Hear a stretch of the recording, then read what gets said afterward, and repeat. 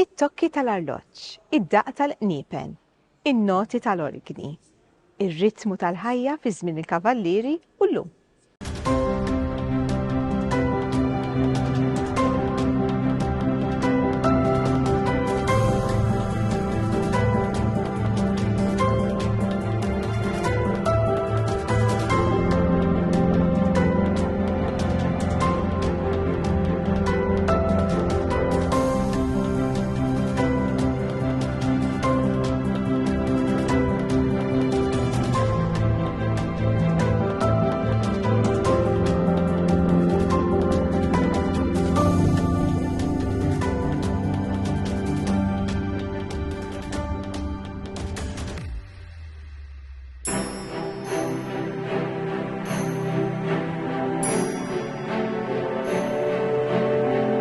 Fi żmien meta l-Knisja kellha bżonn tikkomunika mal-poplu, inħolqu l-qniepen biex jitrażmettu dawn il-messaġġi.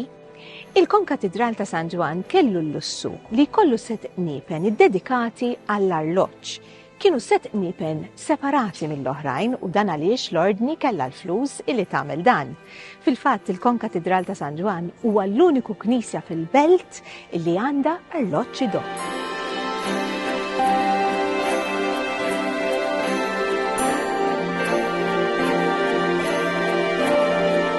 Hawnhekk ninsabu fil-Kamra tal-Arloġġ tal-Konkatedral ta' San Ġwan li dan sar fis-1768.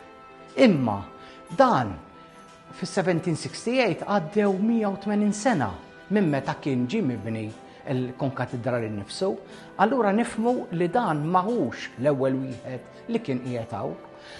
Prova ta' dan huwa inċiżjoni li ġiet murija fil-1584. Fejn din turi din l-inċiżjoni, il-faċċata tal-Konkatedral ta' San Ġwan fejn hemm diġà qiegħed l-arloġġ juri b'notiera waħda. Din għalkemm l-inċiżjoni qiegħda bil-kontra turieħ fuq in-naħa tax-xelluk kienet xi ħaġa normali għax meta issir l-inċiżjoni mbagħad tinqaleb. Mela nifhmu li kien hemm diġà magna qabel din. Nifhmu wkoll għax anke l-inċiżjoni turina illi m'hemmx il-pilastri tal-qniepel tal-arloġġ li qegħdin fuq l-arloġġ propju, mela dik tfisser illi dan l-arloġġ kien sempliċement jaħdem biss. Li għal dak iż-żmien kienet xi ħaġa normali ħafna. Illum insibu anke arloġġi ta' knejjes antiki fejn issibhom li jkollhom żewġ magni, waħda tkun tal-ħin, u mbagħad eventwalment ikunu ħlulu il-magna tad-daqq wara. Eżempju ta' daw, pereżempju hemm taħt tard qiegħda hekk ta' ħall-Qormi San George u taħdem b'sistema illi l-ħin kull kwarta jolli liver. Li dan jikkikkja biex ngħidlek l-magna tad-daqq u jdoq il-kwarta li jmiss. Din hija l-istess ħaġa hawnhekk, però nifhmu illi fis-1768 meta ġi biex isir dal-arloġġ hemm storja wara l-biċċa, mhux sempliċement sar l-arloġġ. Ġarra xi ħaġa fl-ewwel wieħed jew inkella biex ngħidlek biex jibdluh u jagħmluh biex idoq. Ingaġġaw il-ċertu wieħed Gaetano Vella li kien diġà impjegat mal-ordni dak iż-żmien. Dan nafuh fl-istorja bħala arloġġar Malti fejn insibu xogħlijiet tiegħu wkoll. Imma dan saħansitra għamlu l-kuntratt miegħu, l-arloġġ kellu jsir skont il-kuntratt agabbja li llum insibuhom iktar fit-termini Ingliża bħala il-bird cage style li kienet tkun forma ta' gaġġa għalek jgħidu l-gabbja, forma ta' gaġġa ta' asfur biex ngħidlek, però bil-pilastri fih u bir-roti qegħdin ġo fih kollha. Saħansitra anke l-qisien kienu ġifieri u ftehmu anke fuq il-prezz fejn u kien talab 1800 skut u mbagħad eventwalment is-setilja 1650 skut. Ġifieri saħansitra kien avvanzat ix-xogħol illi ftehmu bil-kuntratt kollox. Però għal xi raġuni jew oħra dan ma materializza ruħu qatt l-arloġġ u hemmhekk daħal kleriċi. Però nifhmu li kien hemm qabża kbira ta' żmien, allura kleriċi jista' jkun li vvintaħ, iddisinjah u eventwalment id-discendenti tiegħu komplew fuqu. Hemm il-firma kleriċi invenit. Dika tinstiga li kleriċi iddisinjah u vvintaħ. barra minn hekk fis-1768 ġew miżjuda kemm dawk illum li naraw dawk il-kolonni fuq net biex jakkomodaw il-qnibel kemm tal-kwarti, it-tnejn t'isfel u l-waħda ta' fuq li ddoq is-sejjat. U kemm dawk, u kemm iż-żewġ dajal sa taħt fejn waħda turi id-dejt tax-xahar u l-oħra turi l-ġurnata tal-ġimgħa. Huma miktubin bit-Taljan u qegħdin biex jinkitbu sew qegħdin pereżempju lunedì jagħmellek l-ewwel 3 ittri u d-di jagħmilha żgħira fuq biex jitlilhom il-kliem, inkella ma jitlux il-kliem.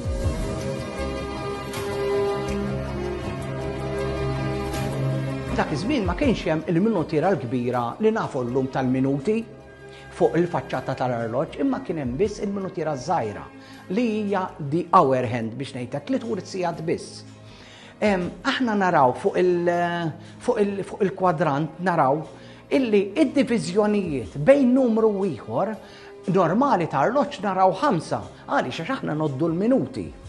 Imma f'dal każ naraw il-diviżjonijiet qegħdin magħmulin l-isfel taħt in-numri u magħmulin diviżjoni ta' 4 biex juri l-kwartijiet. Kemm hemm kwartijiet fis-sigħat. Mela dawn aħna naraw tikek. Mela jekk inti ħatara s-satejn u s-satejn u kwart, tikka wara is-satejn tiġi s-satejn u kwart. F'nofs in-numri naraw line twil li dik turi n-nofsija. Mela hemmhekk tkun taf li hu s-satejn u nofs. Wara tiġi t-tikka l-oħra li tiġi 3 neqes kwart biex niftehmu u terġa' tiġi 3.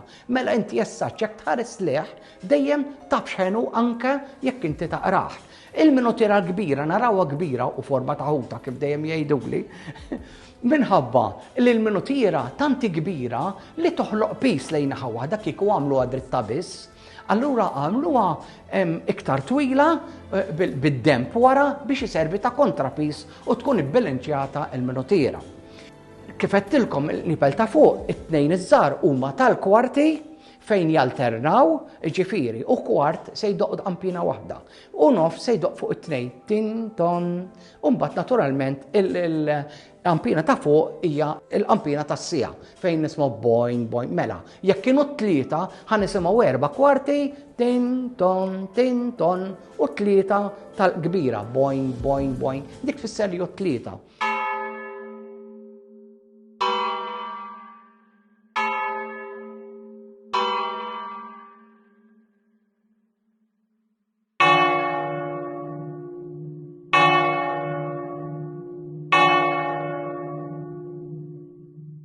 Jibqa' sejjerek l-arloġġ sakemm jasal is-6. Din ukoll kienet użanza dak iż-żmien fejn sabu mezz kif mill-1 sa 6 l-hours jistgħu jużawha għal tul il-ġurnata kollha mingħajr ma għandhom jużaw minn 1 sa 12. Mela, jekk inti jiġi s-7 ħajdoq eżatt bħalma jdoq is-sija 4 u 1. U jibqa' sejjerek sal-ofsinhar li jdoq 4 u 6. Daqs kieku qed idoq is-6 ta' flaxija u 6 ta' filgħodu. Bniedem ikun jaf li hu l-ofsinhar u jisma' 6 għax jaf li hu l-ofsinhar. Jew bil-lejl tisma' 6 f'nofs il-lejl taf li hu 6. Il-11 jiġi 5. Taħdem hekk imma hija meta tidra hija very easy li taraf il-ħin anke jekk inti ma tħares leħ l-arloġġ biex ngħidlek. Dik kienet xi ħaġa ta' dak iż-żmien. U bekk ma jkollhomx għalfejn jagħmlu iktar tul għal dak biex jagħmlu number 12 ukoll.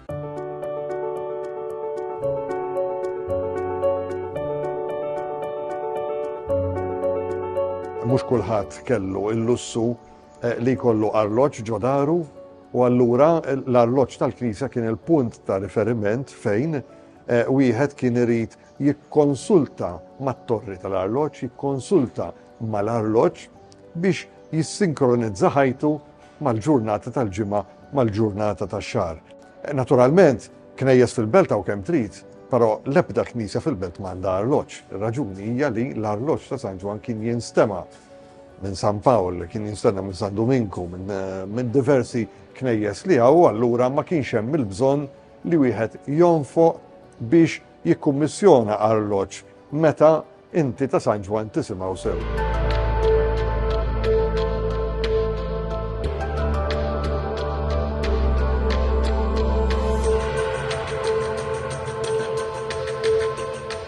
Il-magna tad-daq ta' dan l-arloġġ hija l-akbar waħda f'Malta u għal dak iż-żmien kienet meqjusa avvanzata ħafna.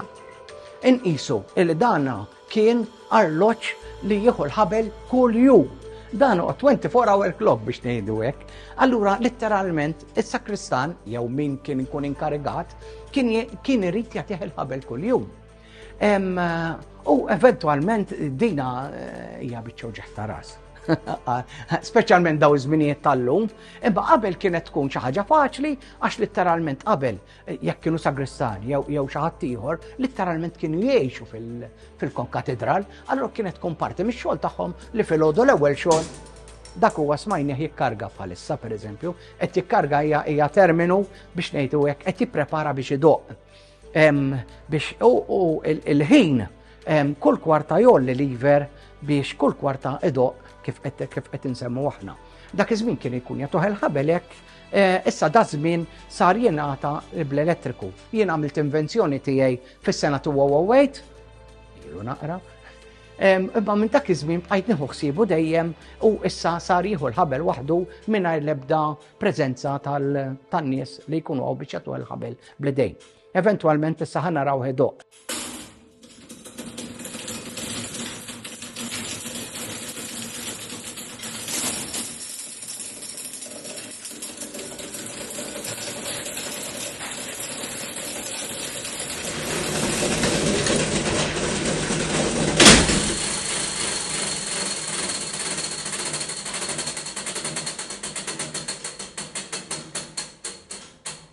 Ta' min jgħid ukoll li dawk li rajna jduru fit-truf li l-aħħar waħda tibqa' sejra tik tik tik tik tik tiqaf bil-mod, dawk aħna insibuhom teknikalment bil-Malti huma l-frifet. Fil-fatt huma break tal-arja illi jintuża hekk biex ikun hemm spazju bejn daqqa oħra minn meta jintrefa l-martell u jaqa' fuq il-qampina. Dik hija xi ħaġa li naturalment hija importanti ħafna fl-arloġġ biex jagħti sens ta' kalma anke waqt li qed idoq u jista' bniedem jgħod it-tokki waħda wara l-oħra.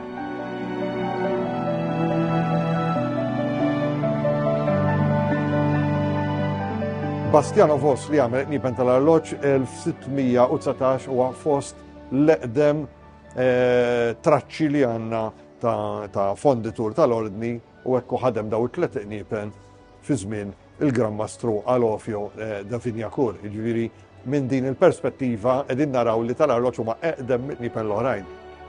Il-fonditur tal-ordni kien renjanti nistgħu ngħidu bħalma kien il-Gran Mastru, tajjeb kien jibqa' hemmhekk ġeneralment sal-mewt, wieħed wara l-ieħor, tajjeb kienu jilħqu anzjani u jibqgħu hemmhekk xjuħ jaħdmu fil-ferrerija tal-ordni, din kienet binja illum hemm Palazzo Ferrerija minn floka li huwa faċċata tal-Teatru Irjal u hemmhekk għandna ġerarkija sħiħa ta' fondituri, mastri fondituri tal-ordni mill-bidu ta' żmien l-ordni sakemm l-ordni tkeċċit minn Malta fi żmien Napoljun.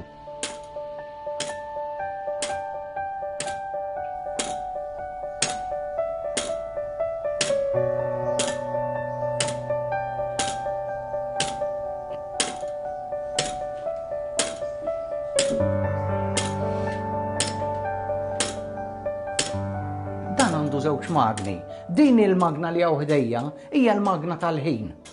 Il-magna tal-ħin ukoll hija magħmula bħala flatbed, ta' min jgħid illi din il-design tal-flatbed kienet popolari ħafna u ġiet wara ħafna minħabba illi jekk inti għandek sara f'xi parti minnu hija faċli taqla anke rota waħda biss mingħajr ma żżar mal-arloġġ kollu.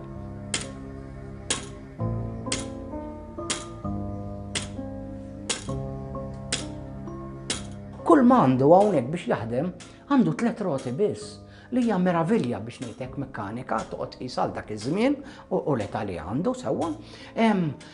Kull mandu dawn it-3 roti għandu rot oħra fuq wara li mbagħad tina qed toħroġ bix-xaft u turi għal minnu tira ta' barra li naraw fil-faċċata. Però fuq ġewwa biex l-arloġġar jew min ikun qed jieħu ħsiebu ikun jaf x'qed juri, hawn ġew hawn il-kwadrant illi hawnhekk huwa naraw l-arloġġ qed idur blura. Tifhmuha illi meta aħna qed naraw bil-qudiem qed idur l-qudiem ġewwa jkun qed idur blura. Allura naraw il-kwadrant miktub bil-kontra, bit-12, 1, 2, 3 qegħdin iduru blura. Barra minn hekk mela dejna qiegħda taħdem biss. U kull kwarta jolli lever li eventualment dan il-lever għandu din il-ħadida li din tibqa' sejra biex tmur għal magna tad-daq. Dina l-ewwel il-ħadida ħadd tixel biex ngħidlek il-naħa tal-kwarti l-ewwel. Mill-kwarti għas-sigħat hawn lever ieħor ikkonnettjat biex kif elest id-daq u mbagħad tal-kwarti ħajgħaddi għas-sigħat. Xi ħaġa interessanti hija illi dawn minn barra din il-biċċa xogħol id-daq ma nofs il-lejl idawwar dik ir-rota li hija ppuntata differenti, għandha snin differenti, dik idawwara id-daq stess biex viċin nofs il-lejl idawwar il-kwadranti ta' barra għad-dati. Ta' min jgħid li hawn lura hawnhekk din-naħa għandna żewġ levers li dawn idoqqu l-nipel tal-kwarti jalternaw skont il-ħin u din-naħa għandna waħda għal waħda tas-sigħat li naraw fuq qiegħda fin-nofs. Nistgħu ngħidu wkoll illi dawn il-fatt li sar fi żmien il-kavallieri ħafna ħadet minnu u kontrapiżien kienu jużaw l-istess balal tal-kanuni ta' dak iż-żmien. Pereżempju, il-weights ta' taħt, il-mażra li llum nafuha bħala l-mażra, tintuża letteralment bħala waħda mill-bombi tal-kanuni ta' dak iż-żmien li hija balla tal-ħadid, però tqila biżejjed illi tiġbed il-ġibda li għandu bżonn l-arloġġ biex jaħdem l-arloġġ. Naturalment dan għandu waħda mill-kbar biex idawwar in-naħa tad-daq u ħadida kbira oħra biex iddawwar in-naħa tas-sigħat. Sferi hekk żgħar, bombi żgħar ukoll kienu intużati anke għalaw bħala kontrapis għall-istess ħadid li tant huma tqal biex jerfa'hom l-arloġġ stess. Allura hawnhekk insibu tnejn minnhom immuħħlin hawnhekk illi biex ngħidlek tara daqsxejn waħda il-pride tagħhom ta' dak iż-żmien fejn ġo fiha bil-fondut hawn imniżżel ukoll il-marka tal-8 pointed cross tal-kavallieri. Hawnhekk u hawnhekk.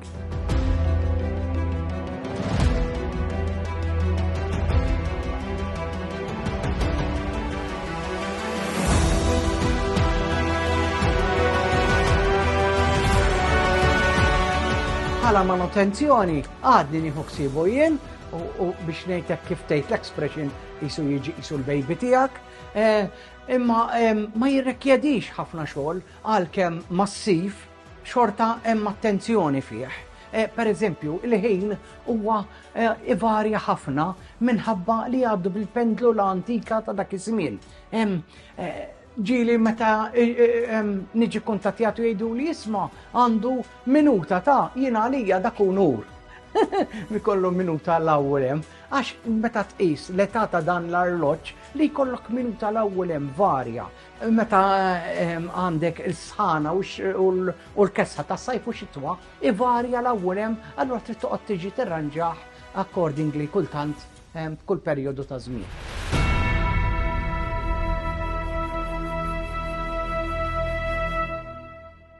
Apparti l-qniepen tal-arloġġ, il-konkatedral għandu numru ta' qniepen oħra mogħtija minn grammastri jew dawk li xtaqu jsiru grammastri li qniepen inħadmu fuq medda ta' snin minn fundaturi differenti.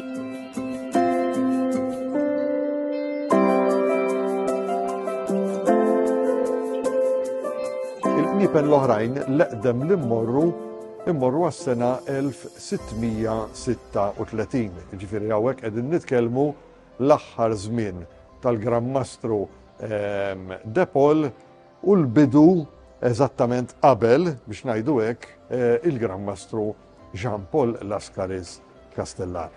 1636 San Ġwan kien ilu mibni mill-1575, però qniepen li appartjenu l-perjodu bejn l-1575 u 1636 m'għandniex. Jiġifieri hawnhekk forsi wieħed jistaqsi mal-lura kif jista' jkun għadda kważi 50 sena San Ġwan u m'hawnx kniepen meta knisja mingħajr kniepen ma kienx tiffunzjona. Tajjeb, ġifieri il-fernezija li jħoss bniedem tal-lum meta jinsal mobile id-dar u jkun mitluf ġurnata mitluf, hekk kien jiġri wkoll meta l-knisja ma kienx ikollha il-kniepen biex tikkomunika. Ġifieri il-probabilità, u meta ngħidu probabilità we are almost 100% sure li kien hawn kniepen oħrajn. Tajjeb, kniepen oħrajn li inqasmu biż-żmien, il-probabilità tagħhom li ddewbu u minnhom saru il-kniepen eżistenti li hawn illum. Mela immorru naqra lura fi żmien, nerġgħu mmorru għall-1636 u dik iġibna l-qampina ta' Lascaris. Issa li hawn interessanti fiha hi li l-mod kif inhi kummissjonata l-qampina, tajjeb, Lascaris kien għadu mhuwiex Grammastru tal-Ordni. Il-Grammastru huwa De Paul u din narawha anka kif jitqedu l-armi fuq il-qampina fejn għandek l-annu li hija l-iktar parti importanti tal-qampina. It-tieni parti importanti hija il-Grammastru Renjanti. Allora dik tiġi fuq wara hemmhekk għandek l-arma tal-Grammastru Antoine De Paul. Tajjeb. Fuq il-ġnubijiet għandek l-arma tal-Balliju Lascaris għadu mhuwiex Grammastru huwa l-Balliju Lascaris bid-double-headed eagle u n-naħa l-oħra għandek l-arma tal-Grammastru Cassier li kien għadu kif bena il-Katedral ta' San Ġwan. Din il-qampina tal-Lascaris li semmejna, meta Lascaris għadu mhuwiex il-Grammastru, però is-sena ta' wara ikun aħna qegħdin narawha bħala attentat, bħala kandidatura għal elezzjoni biex jinħabb ma' sħabu tal-Ordni biex finalment ġi elett il-Grammastru tal-Ordni is-sena ta' wara meta Antoine De Paul sussekwentament imut. Fl-1637 is-sena ta' wara Lascaris ikun il-Grammastru u hemmhekk l-arma ta' De Paul tisparixxi kompletament mix-xena fuq quddiem għandek l-annu tal-qampina 1637 u l-arma tar-reliġjon fuq il-ġenb għandek darba l-arma tal-Grammastru Jean Paul Lascaris Castellar u fuq in-naħa l-oħra għandek l-arma ta' Cassier li terġa' tirrepeti ruħha hawnhekk u turi dak ir-rispett li Cassier kien igawdi. Iktar tard imbagħad insibu żewġ kniepen oħra li jidhru li saru waħda minnhom fl-1658 fi żmien il-Grammastru Martin Deredin. Aħna nafuh iktar fuq it-torrijiet kostali, però din hija l-iżgħar qampina u hija fonduta mill-fonditur Vincenzo Sardo. Naturalment iktar tard imbagħad insibu qampina oħra fonduta din id-darba mill-fonditur, mastru fonditur Pietro Sanchez li wkoll kien mastru fonditur tal-Ferrerija tal-Ordni fi żmien il-Grammastru Nicola Cotoner. Pietro Sanchez ma kienx wieħed mill-aqwa fondituri li kellha l-Ordni.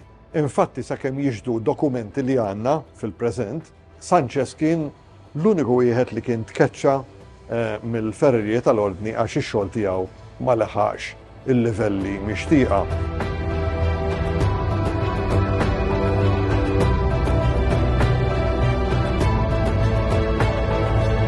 Inkomplu nisimgħu lill-kampanologu Kenneth Kauki li se jgħidilna l-istorja tal-qniepen ta' Perejos u Pinto, żewġ grammastri li nefqu ħafna flus f'opri kbar u dan biex jagħmlu żgur li jisimhom jibqa' mfakkar. Insibu żewġ kniepen oħrajn. Waħda minnhom qiegħda fil-kampnar tan-naħa ta' Triq ir-Repubblika biex ngħidu hekk u l-oħra tinsab fil-kampnar tal-Arloġġ. Dawn huma żewġ kniepen fonduti mill-aħwa Mederico u Luca Menville li kienu wkoll mastri fondituri tal-Ordni ta' San Ġwan, partikolarment din id-darba fi żmien il-Grammastru Ramon Perejos i Roccaful. L-aħwa Menville għamlu diversi kniepen għal Malta li għadna ngawdu fil-kampnari tagħna, l-ikbar tnejn li għandhom qegħdin hawnhekk fil-konkatedral. Waħda minnhom hija magħrufa bħala l-qampina ta' Rodi u l-oħra hija magħrufa bħala l-Qampina tal-Madonna.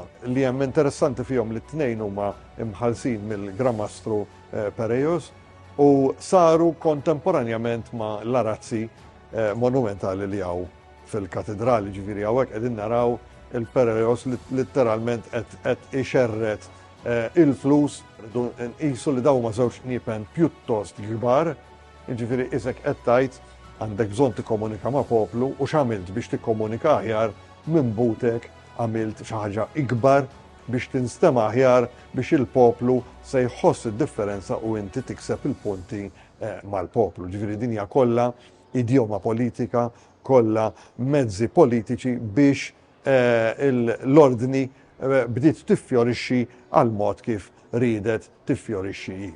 Naturalment, l-aħwa Menville meta kienu fil-funderija dana għamlu bejn wieħed u ieħor mill-1697 tajjeb sa kważi l-1720 fil-funderija tal-ordni jaħdmu hemmhekk.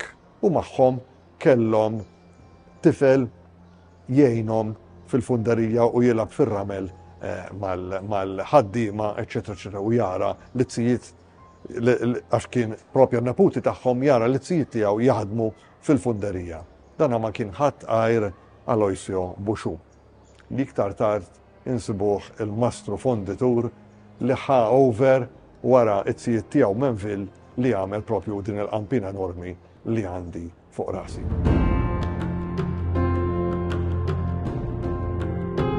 Buxu ħallihom l-art, jiġifieri il-livelli li l-ħaq Buxu kienu kbar, l-ewwel netta xu kien tgħallem u tħarreġ minn età żgħira ħafna. Apparti minn hekk l-ordni ta' San Ġwan investit f'Aloisio Buxu billi batitu Barcellona jistudja u jirfina anke il-metodi ta' tfondija li brunżar tal-kniepen rid ikollu tajjeb u sab ukoll għajn ta' ilma biex l-eruq tiegħu jkunu iktar b'saħħithom u jiffjorixxi iktar kellu l-Gran-Mastru Emanuele Pinto de Fonseca li aħna nafu li kien il-re Luigi Xemx ta' Malta fejn dana ried iktar minn ta' qablu juri ċerta dominanza tal-ordni, dominanza fi żmien meta l-ordni bdiet tmajna f'perjodu fej kien hemm rivellijiet kbar fil-ħakma ta' Pinto tant li kien hemm il-famuża rewwixta jew notorja rewwixta fejn bdew jippruvaw letteralment jassassinaw, però inkixfet il-komplott tal-ilsira u dawn iż-żewġ kniepen kienu preżenti hawn meta dawn l-ilsira letteralment ġew imqattajn biċċiet mat-toroq tal-belt. Jiġifieri hawn qegħdin naraw kemm Pinto min-naħa tiegħu kellu żewġ estremi għall karattru tiegħu. Li hemm interessanti wkoll li dawn iż-żewġ kniepen il-kbar ġew ikkonsagrati appuntu ħadd ħlief l-Isqof ta' Malta Paolo Alferán de Bussan, ġifieri l-Isqof ta' Malta kien mitlub u kellu jiġi jikkonsagra dawn iż-żewġ kniepen. Issa dawn huma l-ikbar żewġ kniepen li kien hawn ġew Malta, kienu ikbar minn dawk li kellu l-Isqof ġewwa l-Imdina, ġifieri hawnhekk wieħed jipprova jifhem verament l-ordni ma setax tikkonsagra kniepeni. Tajjeb l-Isqof bil-fors kien jagħmel ċertu konsagrazzjonijiet, però kien hemm daw il-mossi politiċi tajjeb biex wieħed jibgħat daw il-messaġġi sottili però kienu effettivi. L-ewwel qampina kbira li għamel tal-Kampnar Liħor li hija ferm iżgħar minn din u tiżen 4 tunnellati, kważi nofs din, ġiet ikkonsagrata appuntu ġol Knisja stess. Però meta saret din is-sena ta' wara din kienet kbira wisq biex tiddaħħal ġol Knisja. Infatti it-tellat hawnhekk fil-Kampnar, ġiet ikkonsagrata fil-Kampnar, jiġifieri Paolo Alferán de Bussan huwa dokumentat li tela hawnhekk minn dak it-taraċ li tlajna minnu, li t-taraċ għall-okkażjoni kien sar b'tapit aħmar, il-wiesa tisfel tajjeb, u nimmaġinaw il-Gran-Mastru Pinto hawnhekk ukoll fil-Kampnar, preżenti għaċ-ċerimonjal solenni fejn din il-qampina ġiet ikkonsagrata fġieħ Sant'Antonin ta' Padova.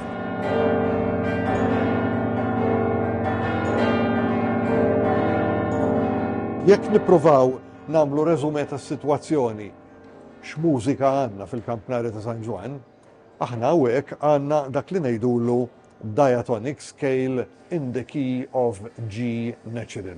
Tajjeb, ma jfissirx li għaxanna dan l-akkordju il-ferrerija tal-ordni ergo il-fondituri tal-ordni kienu qegħdin jintunaw il-qniepen biex ikonna diatonic scale in the key of G. Din hija teżi tiegħi, hija teorija tiegħi li nemmen li din hija kombinazzjoni. Ġifieri hawnhekk jidher ċar li l-qniepen kienu qegħdin jiġu kummissjonati fuq bażi ta' daqs u pis, anke jekk tara ir-rekords u l-atti notarili, il-prezzijiet huma bbażati b'tant il-qantar manifatturat. L-pisijiet ta' qniepen huma erratiċi, speċjalment dawk magħmula mill-fondituri Menville. Qampina tiżen qrib 3 tunnellati, in-nota tagħha hija mi naturali. Illum, bl-istandard sal-lum, qampina ta' dak il-pis u ta' dak id-diametru.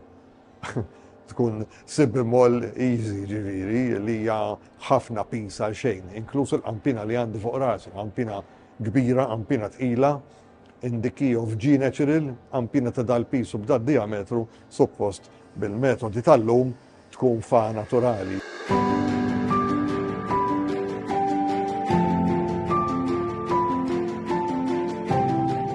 Xoltana wkoll ikun hemm żmien li ndoqqu l-qniepel għalkemm li kull jum jindaqqu fit-8 ta' filgħodu, 9 tokki fit-8 ta' filgħodu u mbagħad 9 tokki oħra f'nofsinhar. Għaliex indoqqu 9 tokki fit-8 u f'nofsinhar u min idoqqhom fil-parroċċi tal-Ave Marija ifissru id-9 xhur li għamel Ġesu fil-ġuf ta' Marija. Ngħidu din it-talba wkoll l-Angelus.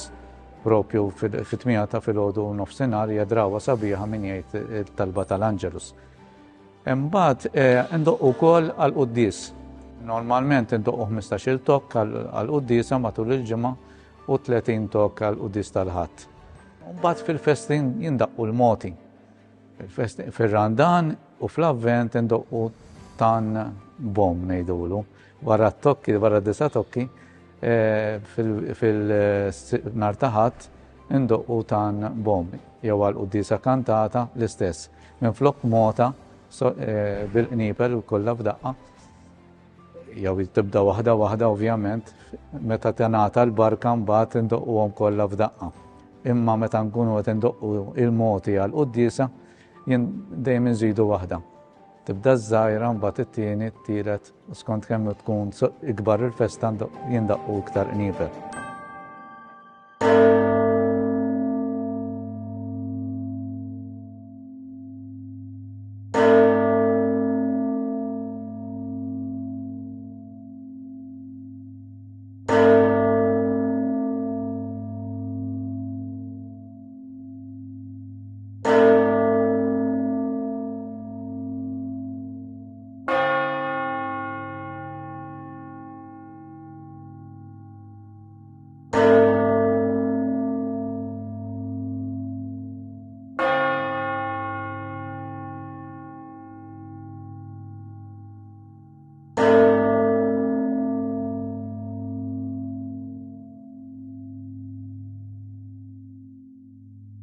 Jiddependi wkoll kemm ikonna min idoq.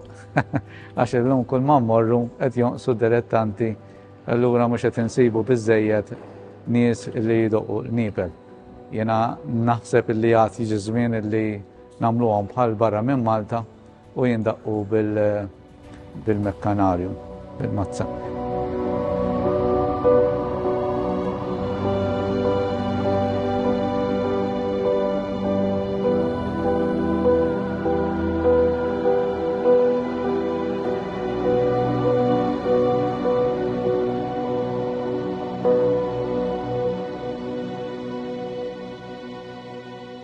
L-element militari jidher fil-qniepen hawnhekk għandna jien dejjem biex niċċajta ngħidha għandna kanuni b'forma ta' qniepen għandna mhux qniepen mużikali li wieħed isib fil-kampnari Ewropej naturalment fihom il-valur tagħhom għax meta wieħed jismagħhom it-timbru huwa il-karattru tal-leħen tajjeb, il-karattru tal-leħen tagħhom huwa tipiku ta' qniepen ta' ordni militari. inti tisma' nipen moderni ġifieri xogħolhom inbidel. Ir-rwol tagħhom mhux sempliċement biex jisimgħuh. Qed jisimgħu qudiesa jgħidu ara qudiesa ħirġu mill-ħambur nisma' qudiesa. Ir-rwol tal-qampina llum inbidel. Llum il-qampina tkun strument mużikali perfett tuned fuq in-nota A equals 440 Hz li hawnhekk mhijiex qiegħda hekk is-sitwazzjoni, però naturalment l-idiosyncrasy, li ġifieri hija il-karatteristika tal-karattru tal-leħen huwa li huwa parti minn dak li ħallinna l-ordni b'mod intangibbli. Qampina tista' tmissajja tangibbli, però il-leħen tagħhom, il-karattru tal-leħen huwa parti mill-wirt kulturali intangibbli li għandna f'pajjiżna.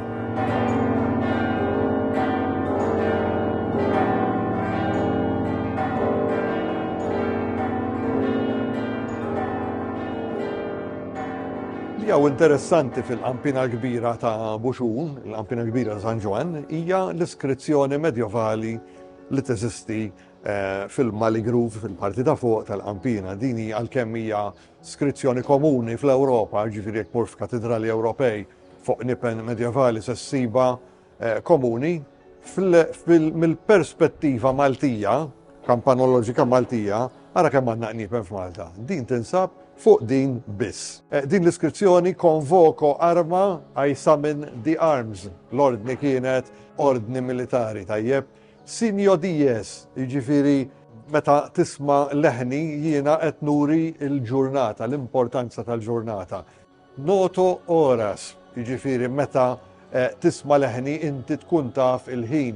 Kompello nubila mela jiena bleħni inkeċċi il-maltemp. Tajjeb, din hija invokazzjoni medjevali issiba f'ħafna ritwali li l-Nipen kienu jemnu li fihom powers sopranaturali li jistaw jagħmlu dan. Naturalment, din kienet ġejja li l-qampina hija ħoss qawwi li waqt mal-tempata, waqt ir-ratu sajjed qed tisma' dak il-ħoss qawwi ġej isek għandek kombattiment bej ħoss qawwi u ħoss qawwi, allura inti f'moħħ il-poplu ta' dak iż-żmien kienu jarawha b'dan il-mod tajjeb. Konċino leta, jiġifieri I sing with joy, inkanta bil-ferħ jiena, jiġifieri leħni iqanqal ferħ kbir. U plororogos, naturalment, hemmhekk qiegħed il-full stop, plororogos hija I weep at the burial, jiena nibki waqt id-difna, jiġifieri meta tisma' l-leħen kibi tiegħi ifakrek li inti m'intix immortali, tajjeb, li hemm mortalità u inti bħalma ngħidu dejjem fi żmien il-barokk kien żmien fejn wieħed minn kwalunkwe aspett, minn kwalunkwe ritwal dejjem għandu il-memento mori, dejjem irid ifakkar dak l-aspett tal-mewt. Ġifieri daw huma kollha fatturi li ġejjin mill-perjodu barokk li kienu intirtu mill-perjodu medjevali u għaldaqstant għandna tant biex inkunu kburin.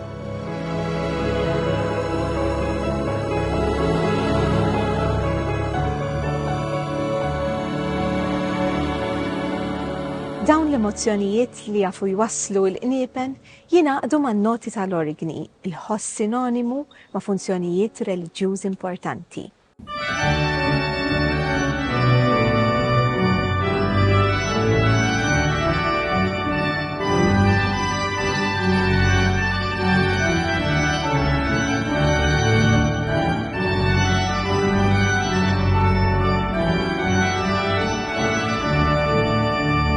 Meta kienet joqrob iċ-ċentinarju ta' San Pawl li kellhom isiru festi speċjali, il-maestro di kappella ta' dak iż-żmien, l-Agostinjan Patri Albert Borġ, magħruf bħala Patri Bert, li da mexieren ta' snin hawnhekk bħala maestro di kappella, kien issuġġerixxa li hemm bżonn isir organi ġdid għal konkatedral għaliex l-organi li kienu qabel li kellu iktar minn 200 sena kien wasal fi stadju li ma kienx jista' jindaq tajjeb wisq. Il-gvernatur Ingliż li taħtu kien jaqa' l-konkatedral dak iż-żmien kien offra li jikkontribwixxi finanzjarjament għal strument ġdid. Iżda talab li jinħatar konsulent Ingliż biex isegwi x-xogħol tal-bini ta' dal-organi. U kien hawnhekk li daħal fix-xena ċertu Ralph Downes, konsulent u organista Ingliż pjuttost kontroversjali wkoll li però bil-kontribut tiegħu illum għandna ġojjel. Qed ngħid bil-kontribut tiegħu għaliex għalkemm l-organi mibni bid-dittamaxxjoni bit-teknoloġija eċċellenti tad-dittamaxxjoni iżda fejn jidħol il-ħoss tal-organi maxxjoni adegwaw il-prattiċi tax-xogħol tagħhom skont kif xtaq dan il-konsulent Ingliż. U llum hawnhekk għandna organi fejn il-ħoss tiegħu u pjuttost differenti mill-ħoss tal-organijiet maxxjoni kif nafuhom is-soltu. Hija l-opinjoni tiegħi u anki ta' diversi organisti li daqgħu dan l-organi li jgħidu li kull reġistru f'dan l-organi għandu karattru, għandu ħoss partikolari li jagħmel dan l-organi fonti ta' ħsejjes verament speċjali. Kemm meta tużhom bħala solisti, jiġifieri ħoss ta' flawt waħdu pereżempju, u anke meta taqqat kollox dak li nsejħulu it-tutti. Issa, id-dittamaxxjoni fin-1960 jew 59 ħanejtek meta beda dan ix-xogħol, kienet qiegħda fil-pik tas-sofistikazzjoni fejn jidħol il-bini tal-organijiet ta' dan it-tip. Ġifieri il-mekkaniżmu tagħha tant kienu perfezzjonawh li anki l-Arf Downs meta spezzjona diversi organijiet ta' diversi organ builders baqa' impressjonat bil-aspett teknoloġiku li kienet toffri d-dittamaxxjoni. Infatti f'dan l-organi insibu din it-tip ta' teknoloġija illum għandha aktar minn 60 sena li għadha bażikament taħdem mod perfett. Robert Buħaġar ilu jaħdem fuq ir-restawr tal-organijiet għal dawn l-aħħar 23 sena u rrestawra aktar minn 30 organi fil-Gżejjer Maltin. Bħala parti mill-manutenzjoni fuq l-organi issir l-akkordatura tar-reġistri partikolari. Bħalissa, pereżempju, qed issir l-akkordatura tat-tromba.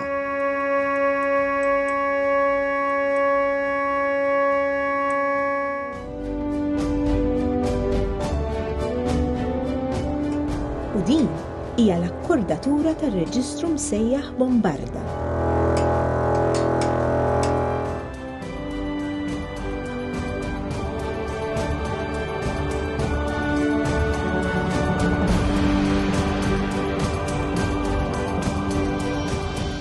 Jekk tara madwarek ma tantx hawn fejn tagħmel organi kbir. Allura dal-organi imbena f'erba' units differenti fejn is-soltu ġieli nsibu organi kbir li jinħadem f'unit wieħed kbir. Hawnhekk insibu li l-organi qiegħed fiż-żewġ kaxxi l-antiki, waħda fuq kull naħa tal-katedral. U mbagħad hemm unit wara l-art tal-Maġġur, u mbagħad hemm unit ieħor wara s-sedji tal-kor tan-naħa tal-kappella tas-sagrament. L-organi għandu madwar 2800-2900 kanna.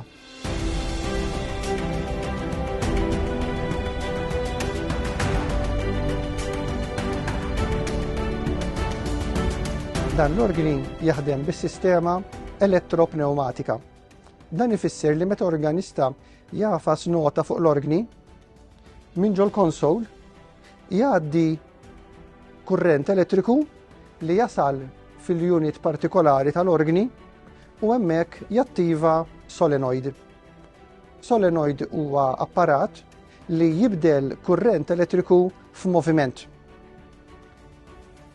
Biex intikom eżempju, malli nafas nota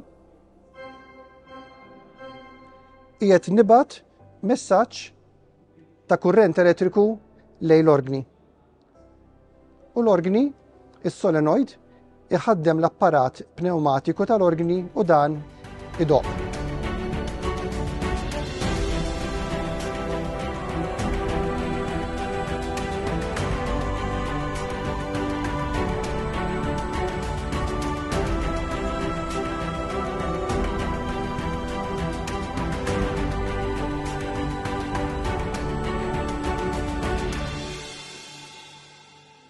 Id-dittamaxxjoni kienet leħqet livell teknoloġiku għoli immens. Kienet ilha tibni u tipperfezzjona l-organit ta' dan it-tip għal 20 ta' snin. U hawnhekk ma jonqos li għandna organi teknoloġikament kważi perfett. Ilu minn 1960 b'manutenzjoni tista' tgħid veru ftit manutenzjoni, jaħdem b'mod reliable għal daw is-snin kollha. U it-teknoloġija warajh hija xi ħaġa verament prezzjuża. Ħaqqa li tkun f'mużew, bażikament. U meta tqis allura l-aspett teknoloġiku, l-organi bħala magna, u anki l-aspett foniku, ġifieri dal-organi x'ħosset jipproduċi, dan huwa organi li huwa work of art in all senses, kemm mill-lat teknoloġiku u anke mill-lat foniku.